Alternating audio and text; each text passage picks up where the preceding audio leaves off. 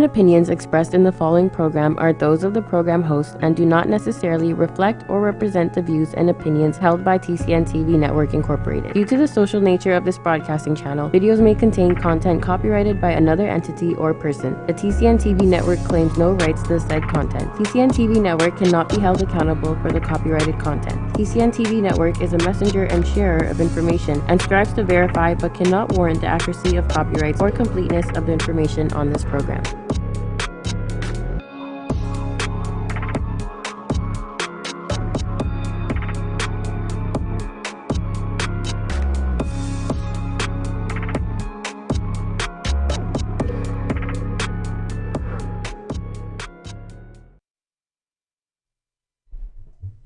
Good evening and welcome to On Point, your number one political and current affairs talk show program on this Tuesday evening, Tuesday, October the 15th, 2019, 6 days before the general election, before Canadians go to the polls in the 43rd general election to select its new government. We are here again this evening. We're going to bring you the topics, we're going to bring you the issues as you prepare to go to the polls. Coming up on the program, we will talk with Ms. Pawanjit Gosal, who is the Conservative candidate over there in Brampton Centre.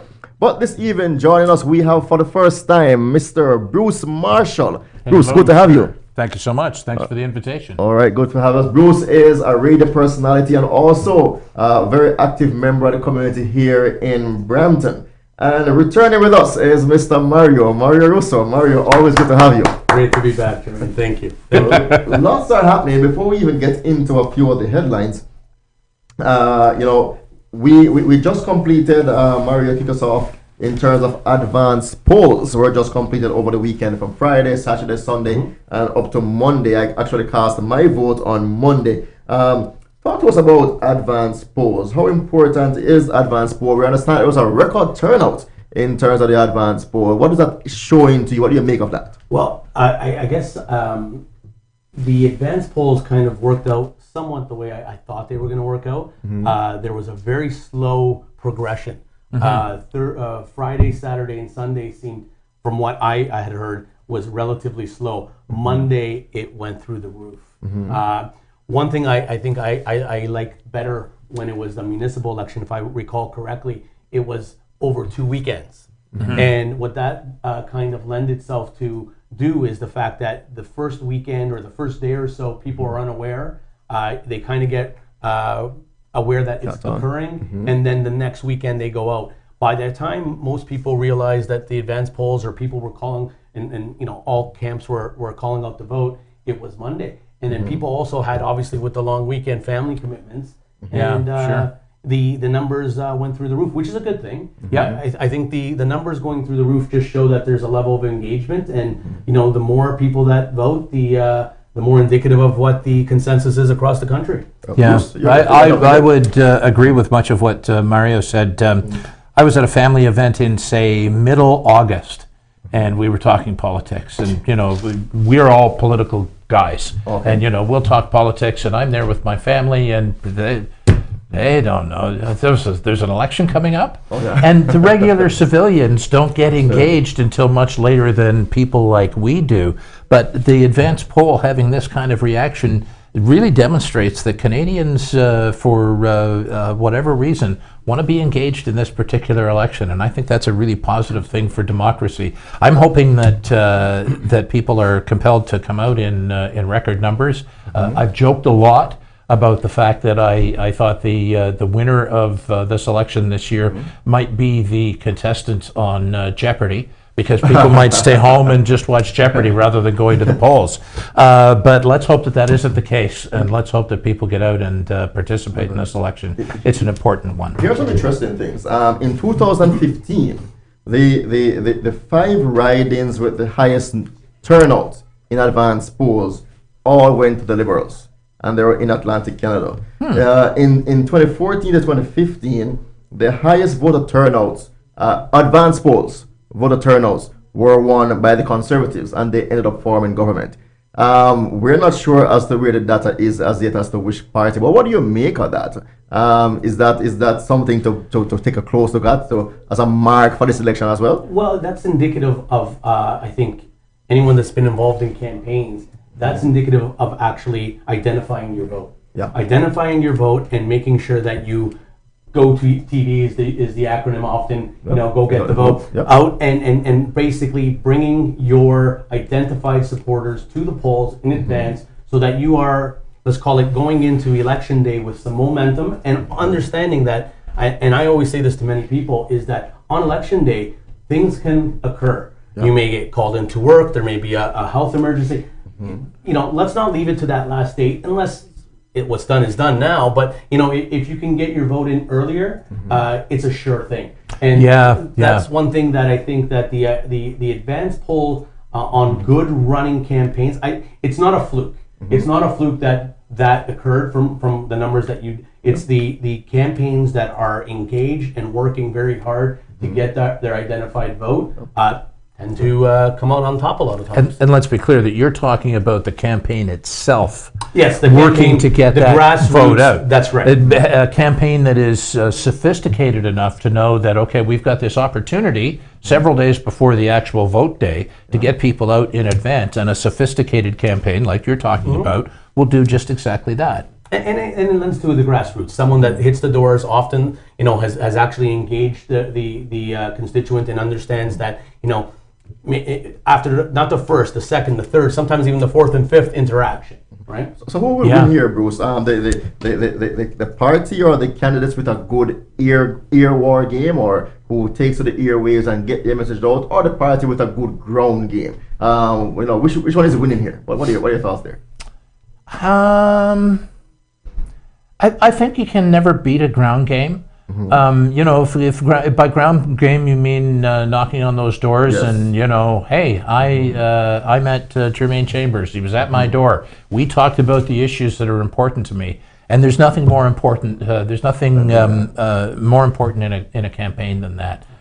There's actually a radio story about that. Rick Dees, if you remember that name, he used the same strategy to become #1 in radio stations all the way up through to when he was getting to Los Angeles. So if he was in Memphis, he'd go to every boat show and every trailer show and motorcycle show, not because the radio station was associated with those things, but so he could stand in the aisle and shake hands with people. And it was a powerful. Absolutely. Okay, something we need to learn. Let's get to a headline here. We see this campaign has been taking all kind of twists and turns. And we saw Prime Minister Justin Trudeau and the leader of the Liberal Party, Mario, what do you make of this? Have to wear a bulletproof vest. The first we are seeing to a campaign just south of Mississauga over the weekend. What do you make of this kind of turn that the campaign has made? Well, I think anytime there's ever threats of violence, they should be condemned by everybody. It's unacceptable, shouldn't occur. However, being someone that has been involved in politics a lot of times, there's spins. And what ends up happening is people start questioning, why are you bringing it up? If people have been following social media, a lot of times it's, well, if it was such a serious case, why wasn't it canceled? We can speculate till the cows come home. The reality is that violence, threats should never be condoned, and they should be condemned from everybody. This is what people need to understand. I think Bruce has posted things in the past that I've seen, and a lot of people post this. At the end of the day, disagreeing with someone doesn't mean that we should be hating or having a deep-rooted hatred for one another. It's a differing of opinion. Right? Yeah. I mean, you guys in particular, probably diverge in opinion from me, but we're all buddies. Absolutely. That was it. We also saw some videos going around on social media where people are literally taking away other people's signs. Bruce, what do you make of that? People have invested in their campaigns. They have put their signs out when people know they are running. But we have seen like this video here in the Den of Night, where people are actually driving around, taking away other people's signs. Sure. What do you make of that? It's despicable, and I can't see how it's effective. And you get caught like this. I mean, we're seeing this video of somebody stealing signs That's, we don't know who this person represents, who they're working for, if they're working for anyone, but it doesn't reflect well on anybody else who's going up against this candidate that those signs are disappearing. However, last year when I ran municipally, I thought that when somebody defaced my sign, that was a victory, because I was relevant. Somebody was upset with me. So, there's two sides to that too. Mario? I actually commented today on a friend of mine who's encountering the same thing. It's, the old saying, signs don't vote. It does validate that you are a strong competitor. People are starting to fear you, essentially. That being said, is that it's people do not respect the cost, the time, the effort that volunteers are often the ones doing that. And that's volunteers right there. Are doing that. So there's a respect. Now, to the point that Bruce made as well, is that I want to be clear is the fact that oftentimes these are not even the candidates themselves that are actually doing this. These are rogue volunteers / supporters that think that they're doing something helpful. And in fact, it's a black eye on everybody's candidate. To the point where you go and get a vehicle and drive around and take out people's signs and put in your vehicle and drive away? Yeah. So listen, it's not the first time it's occurred. It will not be the last. I think in the age of video, people are more it will happen less. It will certainly happen less as we watch Buddy steal a sign here. People beware, right? All right, stay with us. This is On Point. When we come back, we're going to dive deep into some of the issues. Stay with us. We're right back after this break. At Benjamin Law, we understand the real cost of personal injuries. As the victim of an accident, you may be the one who's physically hurt, but your main concern is that your family are the ones who will pay the price. Benjamin Law will be there for you, helping, supporting, and working tirelessly to resolve your personal injury case. Call 1-855-899-4878 or visit benjaminlaw.ca and let our family of lawyers help your family. Are you retiring smart? Make your home's equity work for you. With your home's equity and our 30 years of experience, the Retire Smart Properties team can help you achieve the quality of life you've always wanted. Our services are 360 degrees.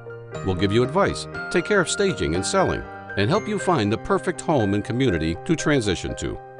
It's time to enjoy the retirement lifestyle you deserve. Visit our website today to learn how you can use your home to retire comfortably. The Retire Smart Properties team, powered by RE/MAX West. The hard-working residents of Brampton need an approachable leader. Someone who has the time to listen to their challenges and concerns. Someone who can raise the right issues in the Parliament on their behalf. Hi, I'm Murari Lal Thapliyal. I'm a proud Bramptonian. Vote for me on October 21st and let me bring the right changes in this city that we proudly call home. It's time to have a government that will make sure you and your family can get ahead, not just get by. Elect Murari Lal Thapliyal, your Conservative MP candidate for Brampton West, for a happier and stronger Brampton.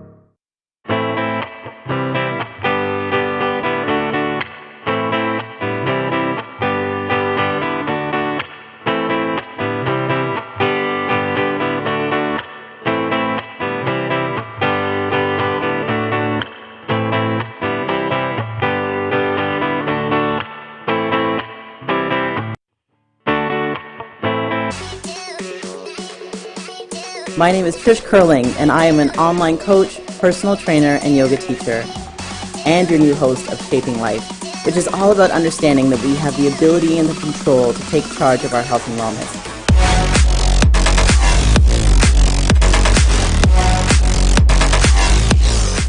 But we can't do it alone, and I can't wait to sit down with the best in the industry. Please tune in every Friday at 1 p.m. live here on the TCN Network.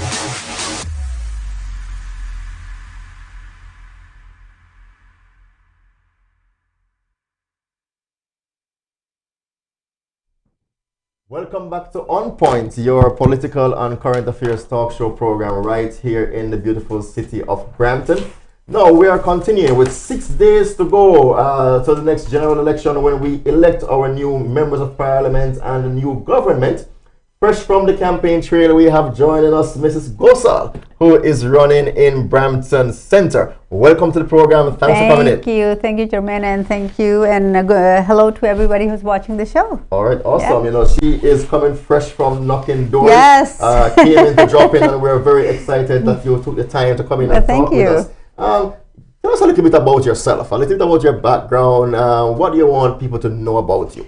Well, yeah, I was born in India. I came to Canada in 1974 with my parents. So like I'm an immigrant, just like millions of other people. Okay.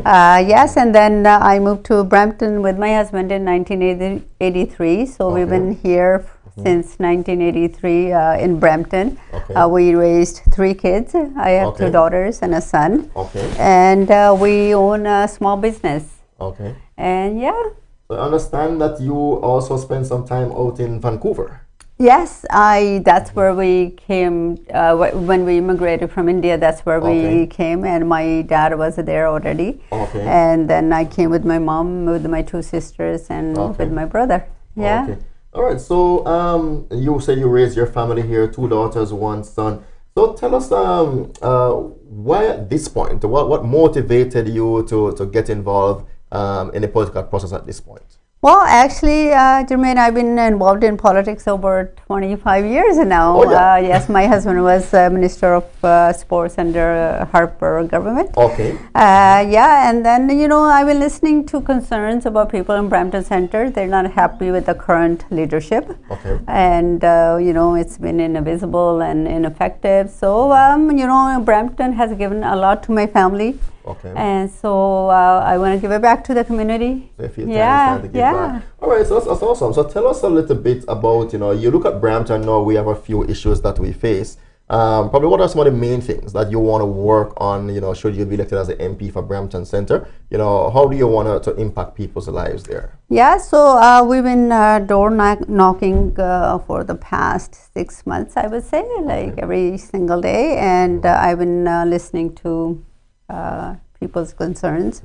So affordability is a big issue in Brampton, and you know, the violence is going up every day. We never used to have you know, any never been news, but now every single day you hear shooting, and people are concerned about that. Yeah.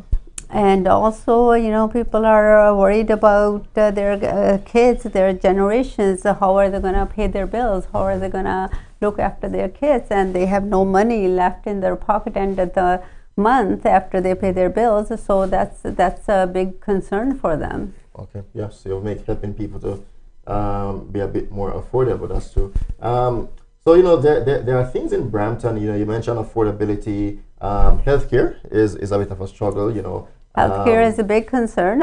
You know, we had 5 MPs in Brampton. They were all liberal, and we heard a lot of promises, but we haven't really seen anything. So yeah, even though it is a provincial issue, the federal government does is that they give funding to provinces and the territories. So right now, it's $55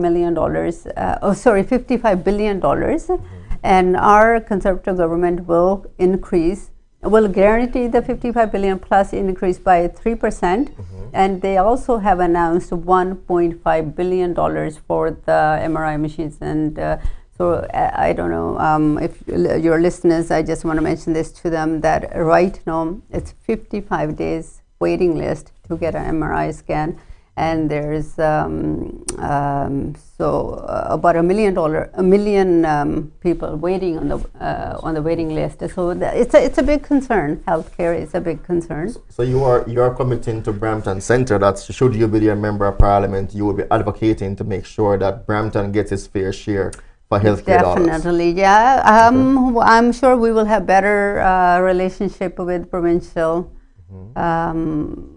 counterparts than currently we have right now. So yeah, and we will make sure that Brampton does get its fair share. Okay, all right, awesome. As well as infrastructure, we are looking, for example, at an LRT. We're looking to increase our fleet of transit and stuff like that. And one of the concerns that Brampton has not been getting its fair share of investment from the federal government. Would you commit as well to the people of Brampton to fighting for our fair share for things like infrastructure and other development needs that Brampton has? Can you give that commitment to the people? Well, definitely. That would be my concern, taking the issues from Brampton, taking them to Ottawa. That would, so I could represent them. So I would be voice for Brampton Centre in Ottawa. So I would have to listen to their concerns and take them back to Ottawa. Okay. Yes. So let's learn a bit about some of the other issues that are important to you, Ms. Gosal. And, climate change has come up a lot. A lot of people talk about that. We have seen mass rallies around the country from young people wanting some action on climate and stuff like that. First of all, do you personally believe in climate change? And if you do, what would be your government's plan to help deal with and protect the environment for future generations? Climate change is very real. Like we have seen all these natural disasters all around the world, right? So it is real, and our government has a plan. Okay. It has already, yes. Right now, there's a carbon tax. So we are going to delete the carbon tax because taxes do not give you a cleaner environment. It has already been proven in British Columbia after 12 years of paying taxes, carbon tax, emissions has not approved. So what our government is planning to do is we are going to use the technology to and also supply actually the technology to bigger polluters like India, China, USA, because the pollution has no borders. No borders, yeah. No borders. So, and also we have another initiative. If somebody wants to bring green technology to their home, they want to spend up to from $1,000 to $20,000, that we will give 20% rebate, and which is about $3,800 back into their pocket. So so that's what our plan is. It's not tax, but technology for the better of the environment. We're running out of time. We're almost up on the break here. So you mentioned earlier that you have 3 kids that you raised right here in Brampton. Another parent out there who also have 3 kids. How will your government, help to make life a bit easier for that parent or for those parents who have their kids, for their education and stuff like that? How would your government help to make that a bit easier? Yes, so we are going to target all kinds of seniors, young families, older families who are going to give benefits to every. So tax credit is one of the biggest things where there's no carbon tax. That'll give you more money in your pocket. We're taking the GST off the heating bills. For ladies who are young ladies who go on maternity leave, we're going to make sure the maternity leave is tax-free, which is saving of 40 to 15. You want to put your kids in sports, any kind of sports, we give another rebate on that. Sports credit, and then if somebody wants to save money for our ESP, so before it was 20% rebate, so we will make sure they get 30% rebate. So we're targeting young families, older families, seniors, everybody. Yes. All right, sounds good. So we're almost up on the break here. As the people out of Brampton Center and around the country who might want to give you some kind of support, talk to them. I think we are on which camera here? Probably this camera here. As we're about to wind down here, talk to these people about Pawanjit Gosal. Talk to them about why they should support you, why they should vote for you in Brampton Center. Pawanjit Gosal, yes. Yes. I will make sure I take your voice to Ottawa. I'll work tirelessly for you, and I'll make sure I'm there for you whenever you need me. And I will not take this job lightly or for granted. Please get out and vote Conservative, vote for me, Pawanjit Gosal. And if these people want to connect with you, how can they reach you? Do you have a website? Are you on social media? How can they connect with you if they want to learn more about your platform? Our campaign office is, the number is 647-484-7777. Campaign is at 235 Advanced Boulevard. And we do have a website. Okay. It is electgosal.ca. Okay. And our email address is electgosal@gmail.com. Okay. And one final thing here, I noticed you gave a phone number here, you gave your address. You know, a few concerns that we have heard in Brampton is that, you know, once people are elected, then the constituents can't reach you. Will that happen in your case? No, I guarantee that. I commit that right here. And I guarantee that on our program. I'll be available for you. All right, so there you have it. She's given you her commitment that if you should support her, then she'll always be available and accessible to you. Ladies and gentlemen, Miss Pawanjit Gosal, who is the Conservative candidate running in Brampton Center. You can go and get some more information and check her out. 6 days to go for the vote. We'll go to a break. Stay with us. When we come back, we bring you more information to prepare you for the general elections on October 21st. Mr. Gosal, thank you so much for coming in. Good to have you on the program.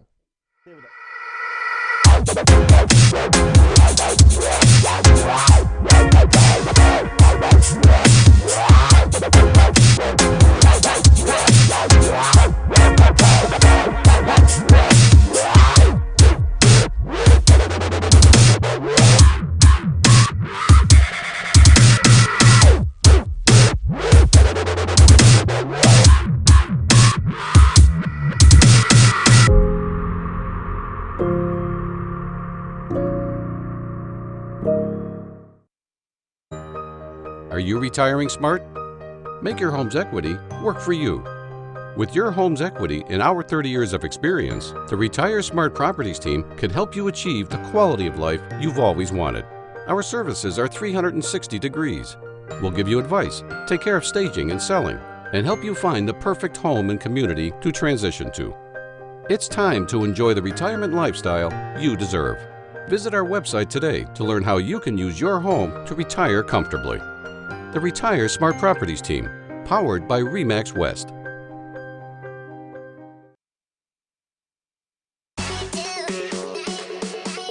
My name is Trish Curling, and I am an online coach, personal trainer, and yoga teacher, and your new host of Shaping Life, which is all about understanding that we have the ability and the control to take charge of our health and wellness.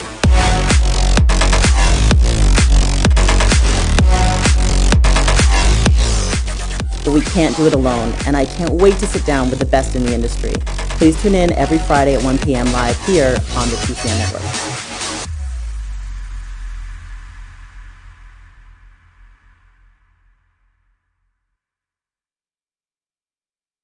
With so many newspapers within the community, it's sometimes hard to tell what separates us from the rest. Most of the time, they all brag about the same thing. You know, the large circulations, tons of online views, and it can go on and on.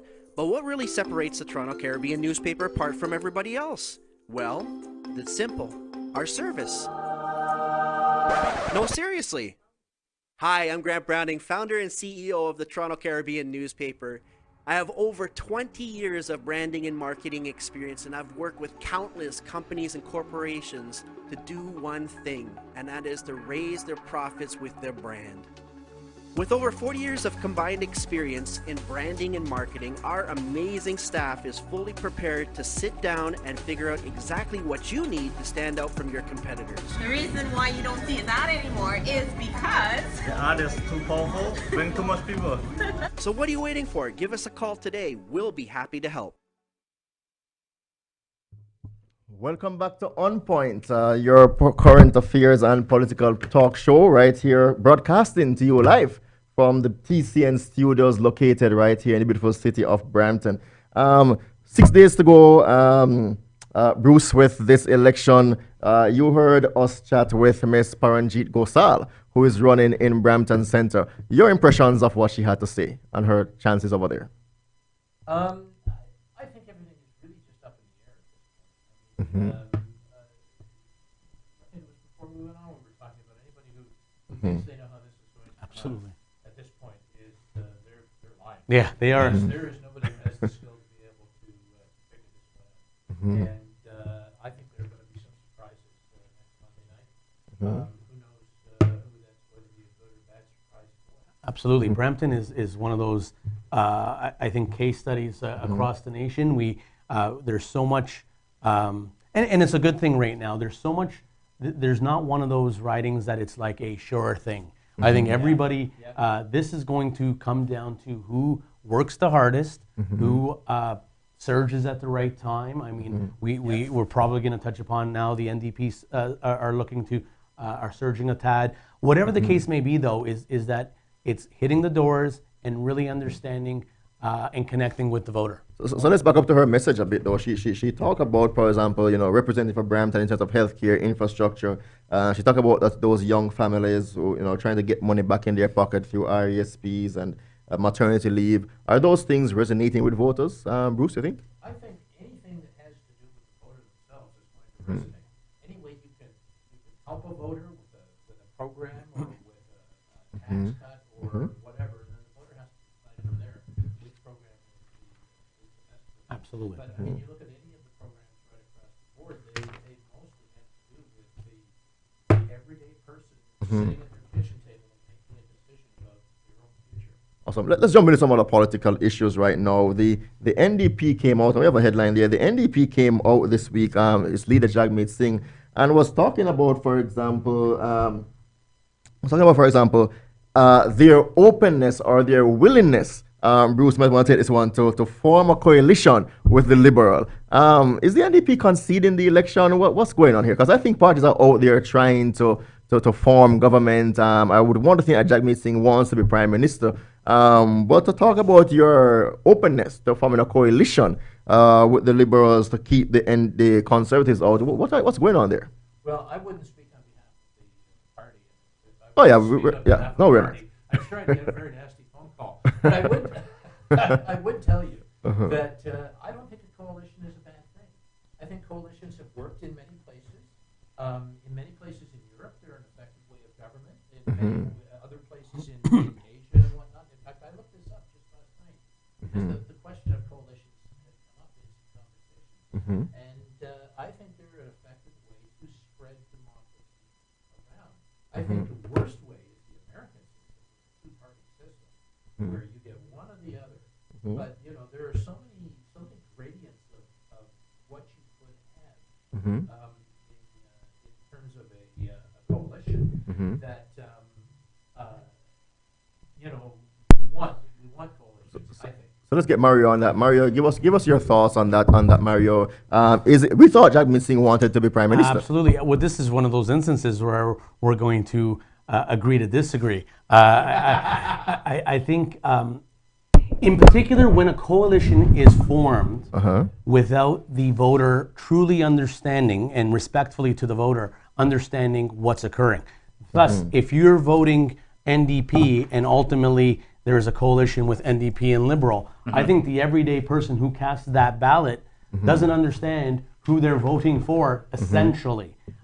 Is that if there is a coalition that's essentially formed perhaps months, if not years in advance, where there's people and there's a true understanding of what is occurring, then perhaps it can work. Perhaps there's a better understanding of synergies. But with 6 days in before an election, to start having that talk, and it's one of those. For me, it's one of those political strategies. He perhaps started to go that direction, backpedaled a little bit, or is he just putting it out there for feelers? Who knows? But remember that initially earlier in this campaign, Bruce, Jagmeet said he's not open to working with the Liberals. He wanted his own majority because this is a Liberal government by a Prime Minister who was twice found to be in violation of ethical issues, who fired the first Indigenous Minister of Government in this country, and as being a feminist, two women who stood up to say, listen, we want to do politics differently. And Jagmeet Singh was very critical of this Prime Minister. He was. What led to that change? Well, I think you have to make compromises in the late going to represent the interests that you represent. I mean, one of the things that people will say a lot in NDP circles is, you guys have never held power. This is an opportunity to hold a little bit of that power, though, if we had a coalition, and to bring some of those things forward. And some of the things that define us as Canadians, like Medicare, came from the party that never has held power in Canada. So, if we had some influence over things and we were in the halls of power and we were there to be able to, and I'm speaking the royal we now of the NDP, we were there to make those, to be part of those decisions.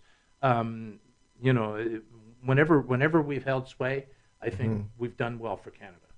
Mario, would there are also some the Liberals pivoted to the NDP in the last election, NDP voters, promising things like electoral reform. They backed away from it. Are people sure what they would get? Well, that's why I started the discussion with people don't really understand who they're voting for if there is a coalition that's formed days before an election. Ultimately, is that there's a lot of things that work right now, and is there reality to that? I mean, obviously, there's a lot of liberals that would say we don't want to work with NDP.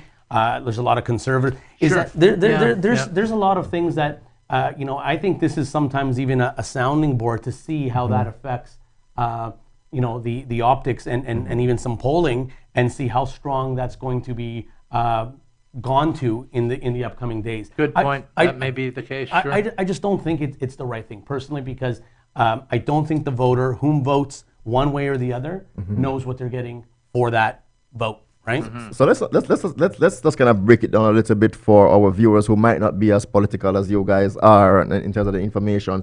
So there are 338 ridings across the country. Normally, the party who forms government needs to win at least 50% of those plus one to have a majority government. The last time we had a minority situation was in 2008 when Stephen Harper, I think, got 143 seats. The Liberals 77, the Bloc Quebec had 49, the NDPs got 37. So by convention, Bruce, what normally happens is that the party with the most seats, even if you don't have a majority, you have the chance to form government, and the others will therefore fall in line. What we're seeing now is that the NDP, let's say we go to 2008 situation. What we're saying is now that the NDP and the Conservative and the Liberals are saying they will pull their numbers together to prevent the party that has the most seats from forming government. Is that a dangerous precedent? What you guys are thinking? It could be. I think any way that we move forward, I don't. I've said that I don't think coalition is a dirty word. Going on that premise, I think moving ahead with a coalition would not be a bad thing. A friend of mine, who actually is fairly well known in the Brampton community, put forward this one the other day. He said, "How about an NDP, Green, and Bloc coalition?" That's kind of interesting. The coalition concept only lends itself, from my perspective, to a strategic point of view. I think one difficulty is that any true believer in a party who has core values in that party essentially is alienated when a coalition is discussed. That's just my opinion, because when you're trying to, and we saw this back in the day, even with the Conservatives reforms back in the day, is that it starts to potentially, there's some pros, but there are some people that are turned away from the party. So this may be one of those cases that, be careful for what you pose, because the ramifications may outweigh the benefits, even in the optics, right? Well, especially with people who are hardliners in a particular party, Yes. who would not want to see you negotiate with another party. That would be a problem. Yeah. And all of the parties have those. All right, All stay have with those. us. So when we come back from the break, we will talk some more. Was this a strategic move by the NDPers? We will see. Stay with us. This is On Point, your political and current affairs talk show program. We'll be right back. Are you retiring smart? Make your home's equity work for you. With your home's equity and our 30 years of experience, the Retire Smart Properties team can help you achieve the quality of life you've always wanted. Our services are 360 degrees. We'll give you advice, take care of staging and selling, and help you find the perfect home and community to transition to. It's time to enjoy the retirement lifestyle you deserve. Visit our website today to learn how you can use your home to retire comfortably. The Retire Smart Properties team, powered by RE/MAX West.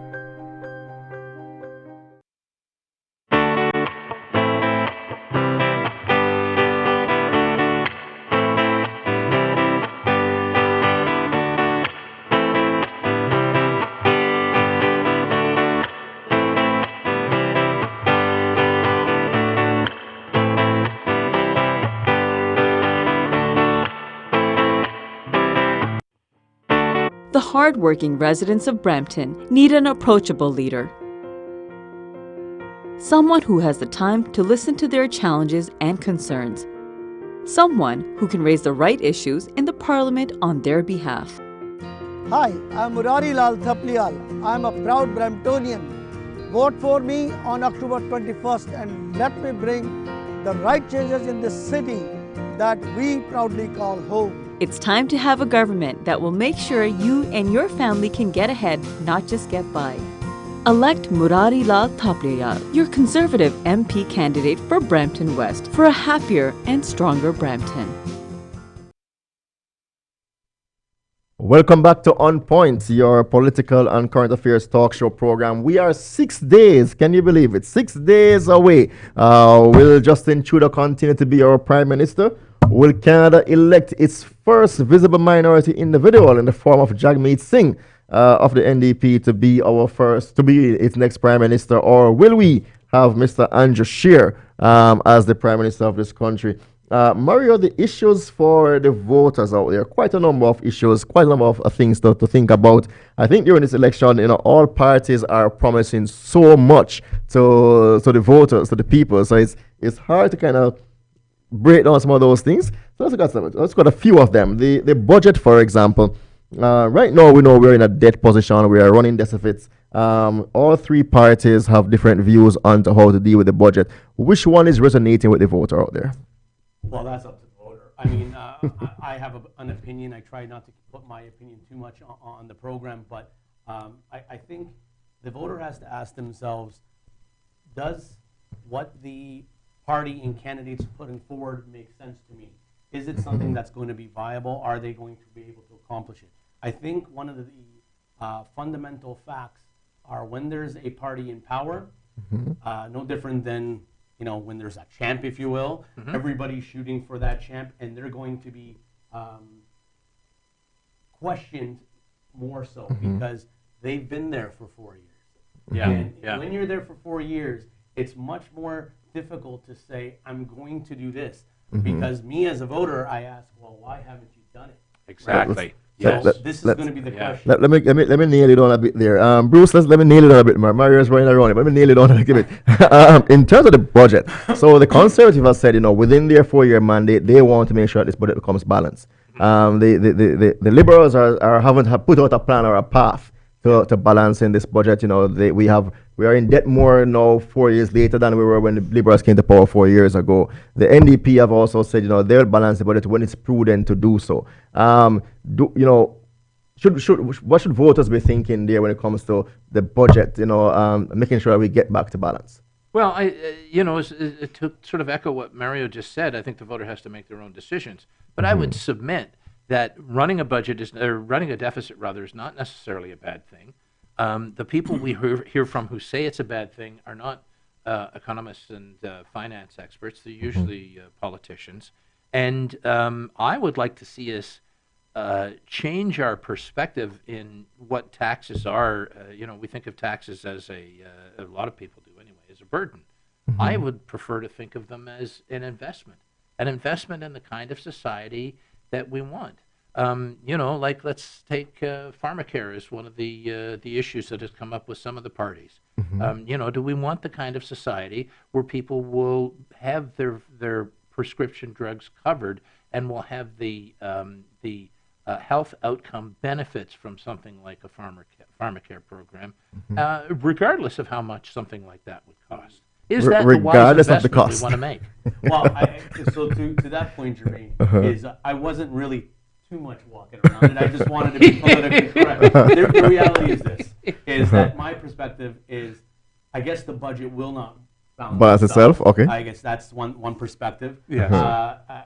From people that we've had on this show and from things that I've heard at debates, I think certain aspects of PPC mentality of in 2 years to get, I would love that to be possible. If I'm not saying too much, right? I think it's rather simplistic. Well, and that's what I'm getting at as well, is I think that's idealistic and simplistic and not possible. The 4-year plan is possible if done prudent and done properly. And I mean, a lot of and I've posed this to a lot of the candidates that have come on this show. from the NDP platform is, I love a lot of the ideas. I just can't see how they're going to be. Or paid for. All right, so that's something for the voters to decide. Do you want to continue with high deficits, or you want to have a secure path to balance? Let's look at a few other things. We have heard a big fight in the campaign about the role of provincial governments. Justin Trudeau calls Doug Ford's name every day. Not so much Jason Kenney's name, but we hear about national unity come up a lot in this campaign. How important it is that the voters try to look, Bruce, at which government will work with these provinces and territories in making their decisions as to who to vote for. Well, I think there's working with them and making them work with them. Conservatives would probably work with somebody like Ford. It would be a happy little marriage. Anybody else having to work with Ford, they're going to be butting heads, it looks like. How do you effectively butt heads in the service of the taxpayer? Really is that question, I think. Once again, our agree to disagree. We need beer and wings. Yeah, absolutely. It's one of those scenarios that, again, we hope that we elect people that are adults and can work with one another regardless of parties and personal beliefs and so forth. So that's one thing that there's an expectation. I think all parties have that expectation. Theory and reality often are not exactly met. That being said, is that there are fundamental things that we've seen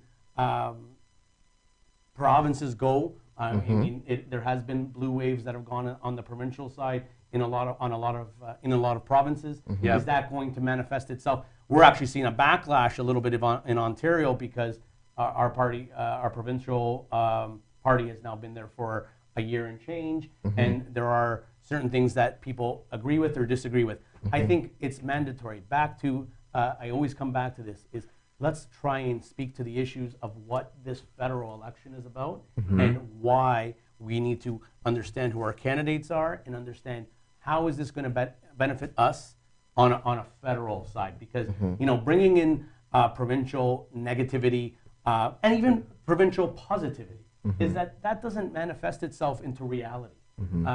Respectfully, and I say this, is when I think, this is a personal opinion, is the point of bringing in a hospital in Brampton from the NDP side is, again, for me, it's a soundbite that is very difficult to really attain, with the exception, and I know they've thought it through, with funding. They will give funding. It's just that how will that really translate into the day-to-day? Yeah. I think right across the board in politics, there's far too much focus on agenda and far too little focus on local leadership. Yes. I think in our campaign that we all ran in last year, we ran into a lot of people who were either leaders or politicians. And the leaders were the people who wanted to get things done in the community. The politicians wanted a job in politics. Canada's leadership in the world, an issue in this election. Compare the leaders. Your thoughts as to what leader or which policies do you think best position Canada's in the world? We have the China issue that has been dogging us, with Canadians gotten stuck there. Mr. Trudeau has some issues, different masks and stuff throughout this campaign that's come on. How will this impact Canada's leadership in the world, Bruce?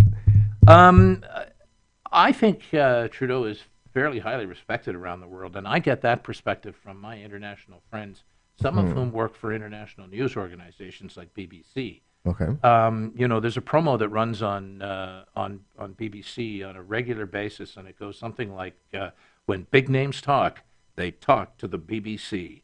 And one of the people they're talking to in that montage is Justin Trudeau.